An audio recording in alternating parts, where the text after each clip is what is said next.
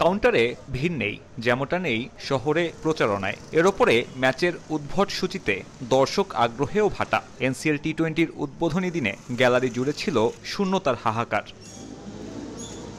অথচ ওই দর্শক শূন্য মাঠে ঘরোয়া টি-20 ইতিহাসের অন্যতম সেরা এক ইনিংস খেললেন জিসান আলম। ২০ বছরের ওপেনারের সেঞ্চুরি ৫৩ বলে।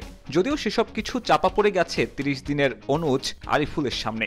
২০৪ স্ট্রাইক রেটে ব্যাট করে প্রশংসা কুড়িয়েছেন খোদ প্রতিপক্ষের মুখে।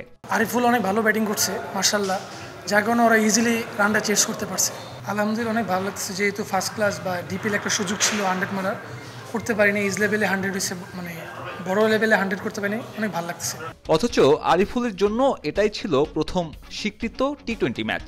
উঠতি তারকাদের কাছে এনসিএল এর এই ফরম্যাট যে বড় আশীর্বাদের কারণ তা স্পষ্ট আরিফুলের ভাষায়। ওভারঅল আলহামদুলিল্লাহ, কারণ এটা আমার কাছে মনে হচ্ছে যে বিপিএল এর আগে এটা one of the best tournament আমাদের দেশের।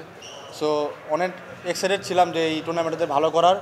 তো আল্লাহর রহমতে শুরুটা ভালো হয়েছে আর হ্যাপি আর কি। প্রথম দিনের মাঠের লড়াই শেষে তাই তৃপ্তির ঢেকুর সংশ্লিষ্টদের কণ্ঠে। জিসান আরিফদের এমন ইনিংস স্বস্তির কারণ যেমন, তেমন ভারী করেছে প্রত্যাশার পাল্লাও। প্রথম ম্যাচটাই যে ট্রিভান্ডেস ব্যাটিং করেছে এবং প্রতিটা শটে আমার কাছে মনে হয়েছে যে ওয়েল ম্যাচিউরড ইনিংসগুলি খেলেছে। অবশ্যই ওদের জন্য দোয়া থাকবে, ইনশাল্লাহ কন্টিনিউ যাতে ভালো প্রসেসে থাকে।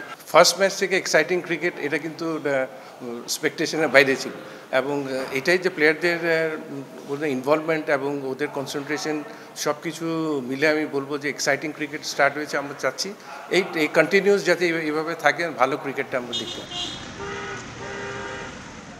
জিসান আরিফুলরা প্রমাণ করলেন এনসিএল টি-20 ফরম্যাটের এই মঞ্চটা তাদের জন্য কতখানি গুরুত্বপূর্ণ।